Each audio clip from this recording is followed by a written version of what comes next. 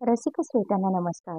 आज आपण ऐकणार आहोत शकुंतला गोगटे लिखित समांतर रेषा या कादंबरीचा भाग 20. जितक्या आवेगानं उत्तरा अरविंदाच्या जवळ ओढली गेली होती, त्याच्या दुप्पट वेगानं आता ती त्याच्यापासून दूर जाऊन पोचली होती. गेल्या काही वर्षात कधी जवळी तर कधी दुरावा अशी तिच्या मनाची आंदोलनं चालूच होती. त्याला लिव्हरच्या कॅन्सरसारखं असाध्य दुखणं जडल्याचं समजल्यानंतर मनातलं सगळं किलमिश बाजूला ठेवून तिनं त्याचं सुख तेच आपलं सुख मानायचं ठरवलं होतं. त्याच्याविषयीच्या कोमल भावनांची भरती तिच्या मनात दाटून आली, पण आता आलेली ही ओहोटी त्या भरतीपेक्षाही जास्त जोराची होती. अरविंदानं केलेल्या विश्वासघाताची, दुटप्पी वर्तनाची श्रीरंगाकडून हकीकत समजल्यानंतर अरविंदाविषयी तिचं मन पुरतंच कलुषित होऊन गेलं होतं. त्याचा तिला अतिशय संताप आला होता. तिरस्कार वाटत होता. त्याला काहीतरी खूप मोठी शिक्षा करावी, त्याचा सूड उगवावा असे विचार तिच्या मनात येत होते. त्याला कॅन्सरसारखं दुखणं जडलं, ती सुद्धा नियतीनं त्याच्या पापाचरणांची दिलेली शिक्षाच आहे, असं एकदा सहज श्रीरंग म्हणाला होता. तेही तिला पटलं होतं. तिच्या वर्तनात पुन्हा पालट पडला होता. अरविंदाकडे संपूर्ण पाठ फिरवल्याप्रमाणे ती वागत होती. घरातलं वातावरण प्रसन्न राहण्याऐवजी तिनं ते अधिकच स्नेहशून्य करून टाकलं होतं की अरविंद तिच्या या अशा वागण्यानं आश्चर्यात पडेल. तिच्यापाशी तो या दुराव्याचं कारण विचारेल. तिच्या वागण्यानं तो दुखावला गेलाय असं दिसून आलं असतं तर त्यामुळे तिला एक प्रकारचं सुडाचं समाधानच लाभणार होतं. पण अरविंद अगदी शांत होता. हर्ष, खेद, राग, लोभ या सर्वांच्या पलीकडे गेलेल्या स्थितप्रज्ञ माणसासारखा तो तिच्याशी वागत होता. उत्तरेला त्यामुळे जास्त चीड येत होती. तिच्या मनातली अरविंदाविषयीची कटुता वाढत राहावी असेच प्रसंग नेमके घडत होते. एकदा रात्री ती ब्रिज खेळून घरी आली तेव्हा अरविंद तिच्या पूर्वीच घरी आलेला होता. ती दाराची बेल वाजवणार इतक्यात सीतारामचं आणि अरविंदचं बोलणं तिच्या कानावर पडलं. आपली चाहूल आत न लागू देता ती त्या दोघांचं संभाषण कान देऊन ऐकू लागली. अरविंद म्हणत होता, उत्तरेला नवजीवन लाभावं म्हणून तिच्या मनाविरुद्ध मी तिचं ऑपरेशन केलं, परंतु ऑपरेशननंतर ती माझ्यावर सूड घेतल्यासारखी वागू लागली. ती मनानं तशी चांगली आहे. माझ्या भावना तिला कळू शकल्या नाहीत. तिचं मन रमावं म्हणून तिला मध्यंतरी महिनाभर ट्रिपला पाठवलं. त्यावेळच्या माझ्या आजारपणामुळे तिच्या मनात माझ्याविषयी मृदू भावना निर्माण झाल्या. तिची वागणूक थोडी सुधारल्यासारखी वाटली. पूर्वीपेक्षा माझा सहवास ती पसंत करू लागली. तशातच आमच्यामध्ये सहजीवनाबद्दल चर्चा होऊन आमचे तुटलेले वैवाहिक संबंध आम्ही पूर्ववत करण्याचे ठरवले. सुरुवातही केली, पण त्यात पूर्वीचा नैसर्गिकपणा न येता कटू अनुभव आले. हे आम्हा दोघांच्याही दृष्टीनं दुर्भाग्य होतं. पुन्हा ती दुरावल्यासारखी वागू लागली. त्यात हा माझा आत्ताचा जीव घेणा आजार उद्भवला. माझ्या जीवनाची शाश्वती राहिली नाही. साहेब, असं असलं तरी घरच्या मालकिनीनं असं बेजबाबदार वागू नये असं मला वाटतं. तसं नाही हं सीताराम. तिच्या वागण्यात काहीच चूक नाही. शिवाय मला ज्याचं काही वाटत नाही त्याचं तू कशाला वाईट वाटून घेतोस? बाईसाहेबांच्या दोषावर तुम्ही नेहमीच पांघरून घालता साहेब, पण ज्याला डोळे आहेत त्याला खरं काय आहे ते दिसल्या वाचून कसं राहील? जाऊ दे तो विषय. चल, मी माझ्या खोलीकडे जातो आणि पडतो आता थोडा वेळ. तू तेवढा पाण्याचा तांब्या घेऊन ये. अरविंदाच्या पावलांची चाहूल पुसट होईपर्यंत उत्तरा दाराबाहेर थांबून राहिली होती. अरविंदाच्या मानभावीपणाचा आणि सीतारामाच्या चोंबडेपणाचा तिला मनातून अतिशय राग आला होता.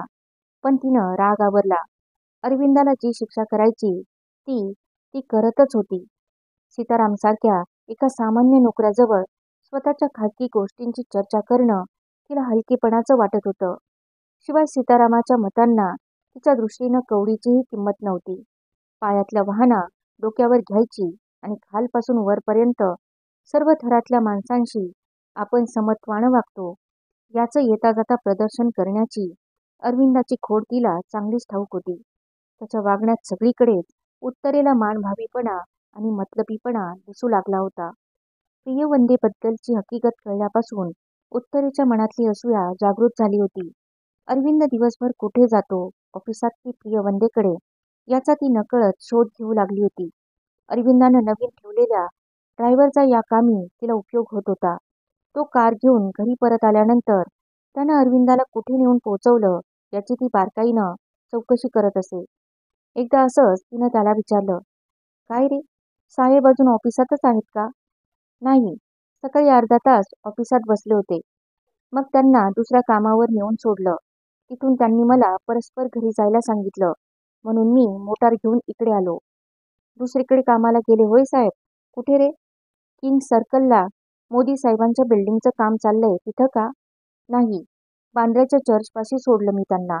हल्ली पुष्कळदा घरातून थेट तिथंच नेऊन सोडतो मी त्यांना. म्हणजे बांद्र्याला काही बांधकाम चाललंय वाटतं? तिनं मुद्दामच त्याला विचारलं. काय की बुवा, अजून तर बांधकाम कुठे चाललेलं दिसत नाही, पण प्लॅन आखणी चाललं असेल. म्हणजे त्यांच्या ऑफिसात ते जातच नाहीत की काय? जातात कधीतरी 4-2 दिवसांनी. अगदी नाही असं नाही. मग त्यांना बांद्र्याला पोचवलं की तू काय करतोस? दुपारपर्यंत तिथंच गाडी घेऊन थांबतोस का?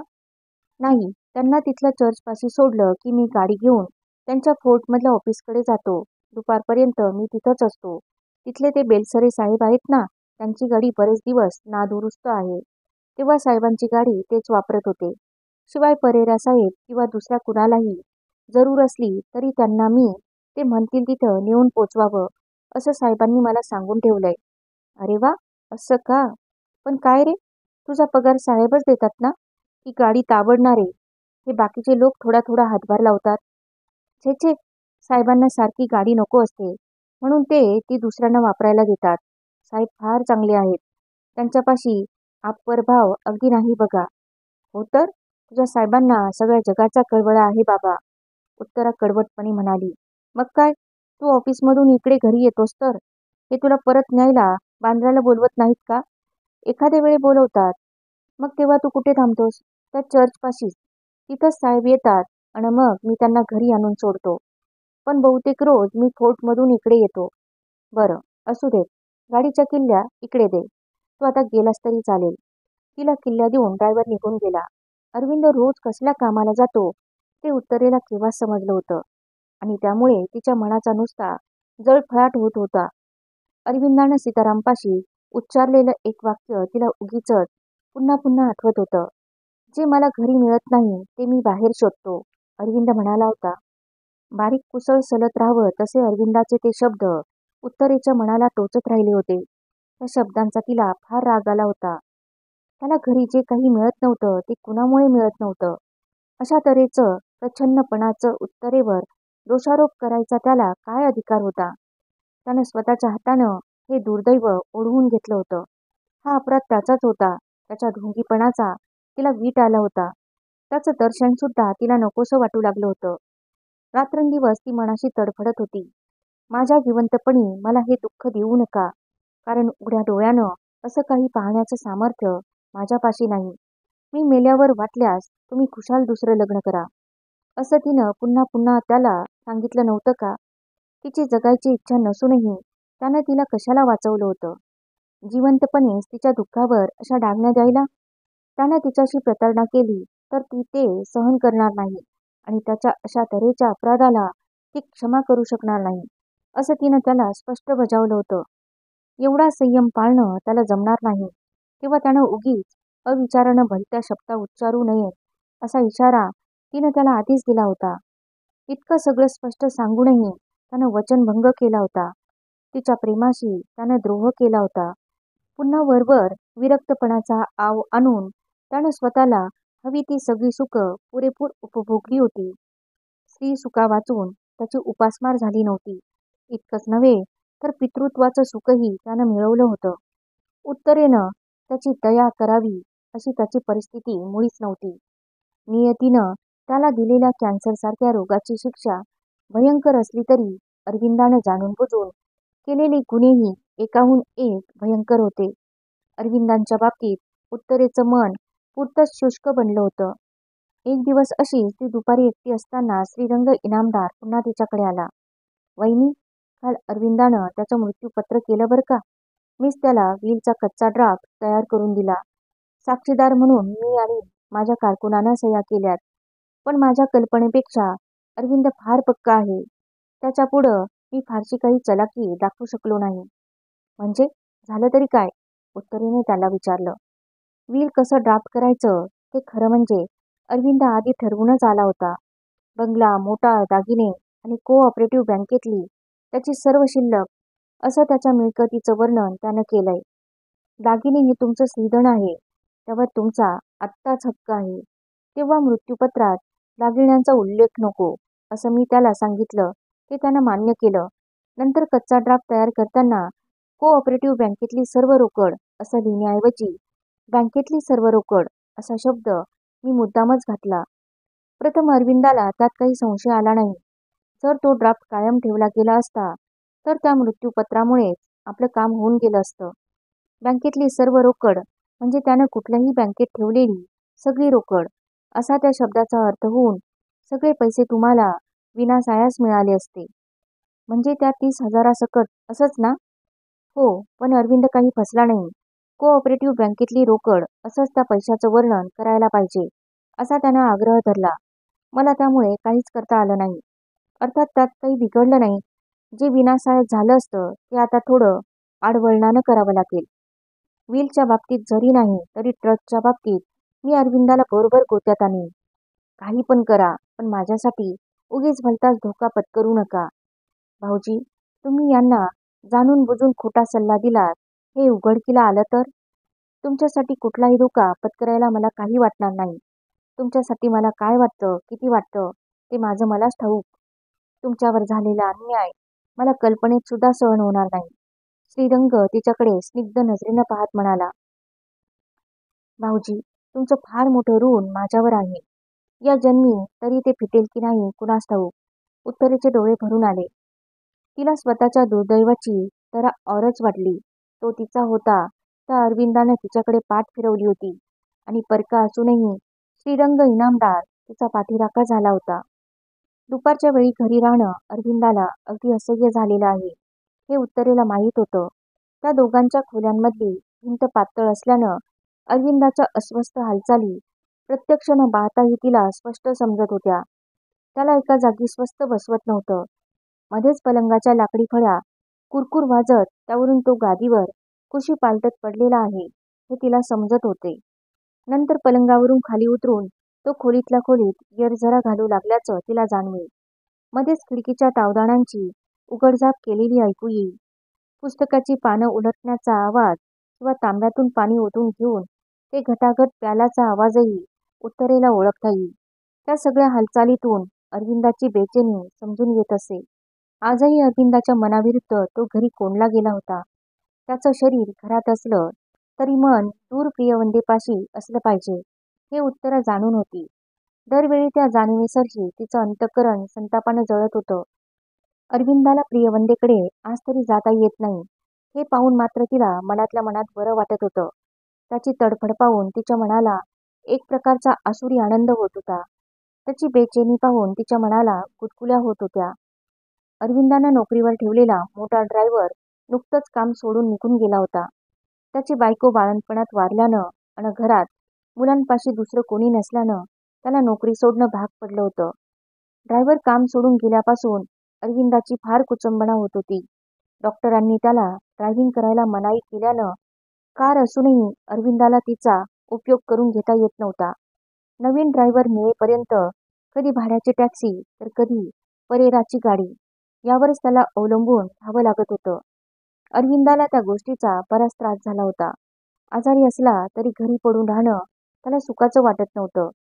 स्वतःच्या घरात तो उपऱ्यासारखा वागत होता. बाहेर जाणं परावलंबी बनल्यानं तो अतिशय अस्वस्थ झालेला होता. कधी कधी ओळीनं 3-4 दिवस त्याला बाहेर जायला मिळे तर कधी कधी 4-4 दिवस घरीच बसून राहायची पाळी त्याच्यावर येत होती. पथ्यामुळे आलेल्या अशक्तपणामुळे भाड्याच्या टॅक्सीवर अवलंबून राहणं देखील त्याला नकोसं वाटे. त्यामुळे परेराची मोटार मिळाली तरच बहुधा तो घराबाहेर पडे. ओळीनं 3-4 दिवस घरी राहावं लागलं की त्याच्या अस्वस्थ हालचालींना सुरुवात होई. त्याला प्रियवंदेपासून दूर राहावं लागतंय याचा उत्तरेला मात्र मनातून आनंद वाटे.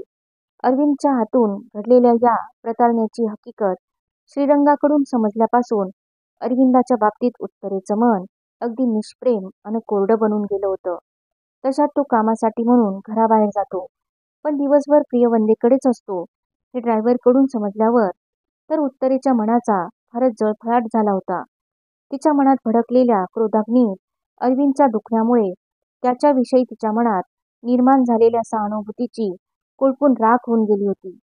अरविंदच्या मृत्यूची कल्पना मनात आली तरीही आता तिच्या मनात वेदना जाणवत नव्हती. अरविंदानं केलेल्या प्रतारणेचं दुःखच इतकं मोठं होतं की त्यापुढे इतर सर्व गोष्टींना काही स्थान राहिलं नव्हतं. अरविंदानं तिच्या अंतःकरणाचं स्मशान करून टाकलं होतं. त्याच्यामुळे तिच्या मनातल्या साऱ्या मृदू भावना बेचिराख होऊन गेल्या होत्या. अरविंदाची प्रकृती जास्त सुधारणं जरी शक्य नसलं तरी त्याच्या काटेकोर वागण्यामुळे त्याच्या तब्येतीत किंचितशी सुधारणा दिसून येत होती. परेराची कार मिळणार असली की अरविंद त्या दिवशी खुशीत असे. प्रियवंदेच्या भेटीच्या ओढीपुढे स्वतःच्या दुखण्याची जाणीवही त्याला राहत नसे. नीटनेटके कपडे घालून, व्यवस्थित भांग पाडून, कपड्यावर सेंट शिंपडून तो हसतमुखानं बाहेर निघाला की उत्तरेला त्याचा अतिशय तिरस्कार वाटत असे. तो फक्त आपल्यासमोर दुखण्याचं नाटक करतो, पण प्रियवंदेवर प्रेम करताना मात्र त्याला दुखण्याची आठवण पण राहत नाही, असे देखील केव्हा केव्हा उत्तरेच्या मनात येई. ती अरविंदाशी शक्य तितक्या तुटकपणानं अन तुचडेपणानं वागत असे. त्याला बाहेर जाता येऊ नये म्हणून काही वेळेला ती परेराच्या ड्रायव्हरला परस्पर कटवत असे. पण ही सारी शिक्षा अरविंदाच्या अपराधाच्या मानानं तिला फारच अपुरी वाटे. तिच्या जीवन ग्रंथातलं हे दुःखाचं पर्व किती दिवस चालणार आहे हेही तिला समजत नव्हतं.